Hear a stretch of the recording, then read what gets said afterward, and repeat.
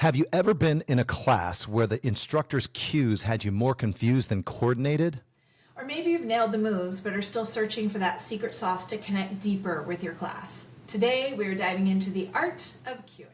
Hey there, welcome to Group X Appeal. I'm Kimberly Springglick. And I'm Terry Shorter. We're excited to bring you this hot and sweaty podcast. With over 25 years of experience each in the health and fitness industry, we're here to share hilarious, heartwarming stories from our lives and careers. And offer practical nutrition tips, expert exercise advice, and strategies for holistic well-being and a positive mindset. Group X Appeal is your go-to source for inspiration, motivation, and a few laughs along the way. So tune in and let us help you be the healthiest, happiest version of you. Hello, we are back. Welcome to Group X Appeal. I'm Terry Shorter. And I'm Kimberly Springglick. We are excited to share this one with you because this is all about cueing. So what is cueing? Well, cueing from an instructor is a lot more than just calling out the moves or just counting out a bunch of numbers. It's really the heartbeat of an instructor's ability to lead, to inspire, and also to create an unforgettable experience, right?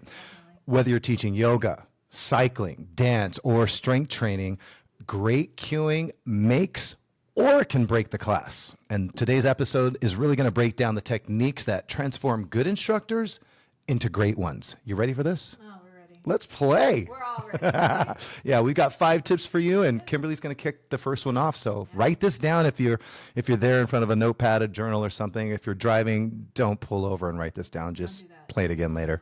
Yeah, come back. So the first tip we have for you, I remember being in the corporate world, we were taught this acronym.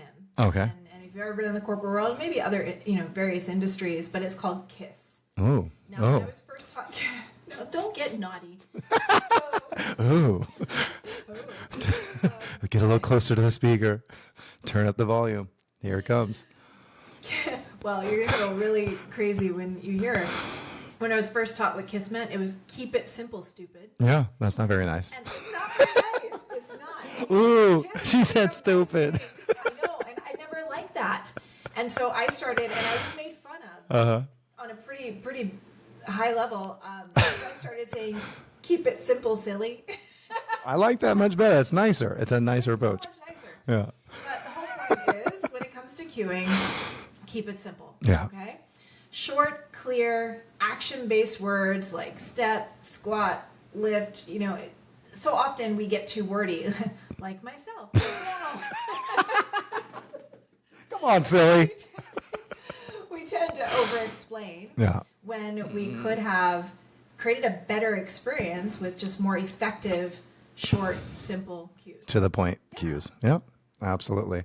So we were mentioning earlier before we push record today, this training or this episode rather could literally be an entire workshop that we could teach on. It definitely should be, but maybe in the future. Maybe. Interested. Put that together. Absolutely. So tip number 2 is layer your cues, right? Kimberly just shared, keep it simple, silly, right? Start with very simple, quick, to the point cues. Start with the basics. Then from there, you add some form tips, some form recommendations, right? Some form technique things. And then from there, then add the inspiration after that, right? So just kind of, Wrong with a woohoo. right. Yeah, every once in a while, but don't do that in every single phrase. I'll tell you what, that is one of my pet peeves is hearing an instructor woohoo every single phrase or count out every single beat. Don't do that. Promise us you will never ever, instructors, promise us you will never ever do that. Oh. Yeah, so those are the layers that we recommend. Start simple, basics, then add the tips, the cue, the form and technique tips, and then add the inspiration. It just adds variety. It keeps it dynamic. It is very step-by-step. It's progressive, right? Yeah, and I think when we teach in a progressive way like that, I've noticed when you start with the basics, like get them moving, doing the thing you need them to do. I mean, then you could throw in one of your dad jokes even. I mean, that's okay. I'm making a funny, but I probably tell more dad jokes than but mom jokes. Mom jokes. I guess it would be a mom joke for me. Trust me, they're just as bad. But idea is, once you get them going, getting moving, then there is time for other things to bring, the experience to life. Absolutely. So we also suggest that you, of course, and this kind of goes back to cueing 101, but recognize the different learning styles and use them all in your cueing. Some people are more verbal, audio learners. They learn through verbal cueing. Others are more visual learners. They need to kind of see the movement pattern or the exercise to really get it. And others are more kinesthetic. They're going to need to kind of feel it in their body as they go, which is why, often repetition can be necessary. And so as you're moving through the cues, think about different ways you can say it to help those kinesthetic learners. Because sometimes we get kind of stuck in a rut of saying the same cue for the same thing every single time. Yeah. If you look around and notice that there's like a person or two not getting it, maybe find a different way. Yeah, change the verbiage. To cue the movement pattern, the exercise, etc. But remember, you have verbal, visual, kinesthetic learners. So make that all part of the class experience. Yeah. In our Ripped and Rumble instructor certification, we have a method that we call tell, show, try, do. So we use that patterning. First, we're going to tell them what to do for the auditory learners. Then we show them what to do for the visual learners. Then they get to try it for the kinesthetic learners. And then they do it. And if there's something that needs to be changed or corrected, we make those changes and we start the process all over again. Tell, show, try, do.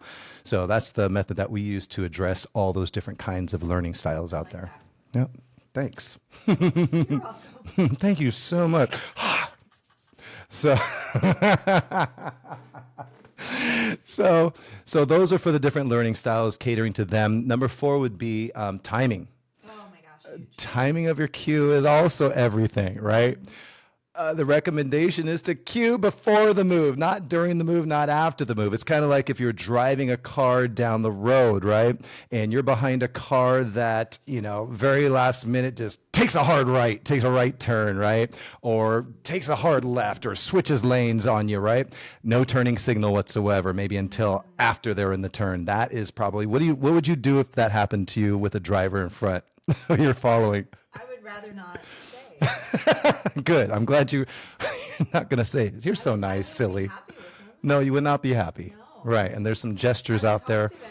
But I wouldn't curse or anything. But Right. I would tell them. Stop it, silly. Stop it, silly. Actually, honestly, what I would probably do is something. I wouldn't honk. I wouldn't give him the finger or anything. But you know what I would do? What would you do? I'm really curious. I would say, "Oh, come on, man, do better." I say that when I'm driving all the time. That works. That works. That works. So, so that's what your participants do in class. If you're a participant, let us know, what you think about cues that come way after the fact or not at all. But it's frustrating is the bottom line. It's frustrating if you're trying to follow somebody. In the case of the driver, if you're driving behind someone that you're following, or in the class, we like to get we like a little bit of prior notice. Have you ever, speaking of driving as an analogy, have you ever been using a GPS system that doesn't give you the direction until it's time? It's like, turn right. But wait, what do you mean? But I just passed the right. I like the ones that says, go straight through the next light and then prepare to turn right. Yeah, there's some preparation. Exactly. Absolutely. I'm prepared to do what I need to do. And you could talk to your computer system in your car. Do you talk to your GPS? Thank you. Thank you so much. Why are you asking a question you already know the answer to? Of course you do. Come on, Terry, do better. I do. I call him Terry. It's not true. Because then Terry would just be telling me what to do all the time. All the time. All the time. So bossy. All right, we have one more tip for you, and that is to definitely, we talked about the necessity for the basics and the form and technique cues and everything, but don't let that stop you from infusing your energy and personality. Yeah, be you, boo. Be you, boo. Absolutely. So the tone, the rhythm that you cue with, and humor. I know this is going to surprise everyone listening or watching, but we both are very passionate about bringing lightness and humor into the classes that we teach, regardless of format, because I think it's powerful. For sure. It's a powerful part of the experience, and it is something that can come through your cueing and dad or mom jokes for sure. But the energy and the tonality is a big one. Yeah. Because we've certainly learned that a lot of what people feel from you in the energy when you're talking is your tone. So try to avoid being monotone. Let some energy and emotion come through when you're teaching, because I promise you that will be received by the participants for sure. For sure. I think when you just mentioned tone, I think as an instructor, it helps a lot if we recognize the environment that we're in, the audience that we're serving, that we're catering to, because your tone in a kickboxing class is going to be a lot different than the tone in your yoga class. But still, each of those tones will merit, a different kind, or call for a different kind of energy, but still really good energy to enhance the experience. And in either scenario, it should be an experience. Absolutely. Even if it's kickboxing, a higher energy class, you shouldn't be like this The entire time, just mad. Oh, that's another thing that's like nails on the chalkboard. I'm like, dude, like take a breath, calm down. It's all good. We're not at war. It's cool. Absolutely. Yeah, and then and yoga. Have you ever gone to a yoga class where the yoga teacher is clearly using like their yoga voice? Right? I used to talk about this all the time. You take a class and you're like, whoa, yoga voice. Like, it wasn't their real voice. Yoga like voice. Fake, like, okay, and now lift your right leg up in the air. It's like Oh, is that how that like goes? sex operator. Do they have those? Do they have those still? Well, yeah, I think I earned my part-time money. The point is, inflection and shifts in energy create more of an experience as opposed to it being one thing, either high or low or whatever. Absolutely. As a musician, that's all I have to say. You can say whatever you like. Your mic's on. So, yeah, I always liken to it as a musician. I like to liken it to a musical piece, right? You have your introduction that really sets the tone, it sets the mood, sets the environment, sets the stage for what you're about to present. And there's build, there's crescendos, there's ebbs, there's flows, throughout the musical piece. That's what your class should feel like, look like, and feel like in order to, again, make it an experience. So that's important. To a musician. Make it like a musical piece. That's awesome.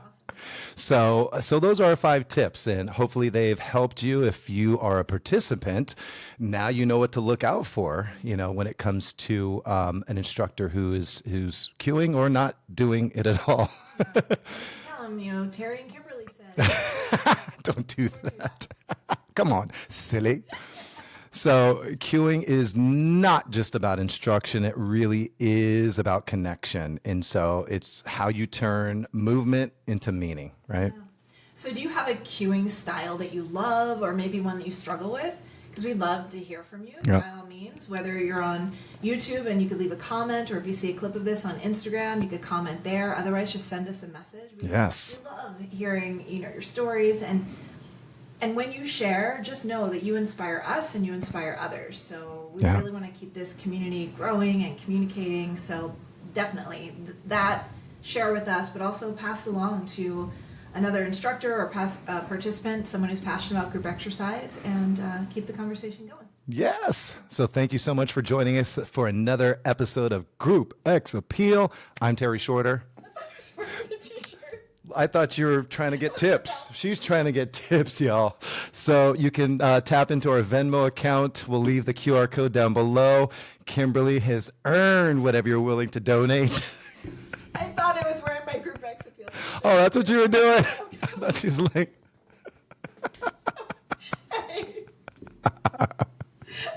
I'm Kimberly Springblick. And as always, we encourage you to make it a great day. And why, Kimberly? Because it really is a great day to have. Yes, it is. Yeah, way to keep it simple, silly. Have a great day. Peace out. Much love.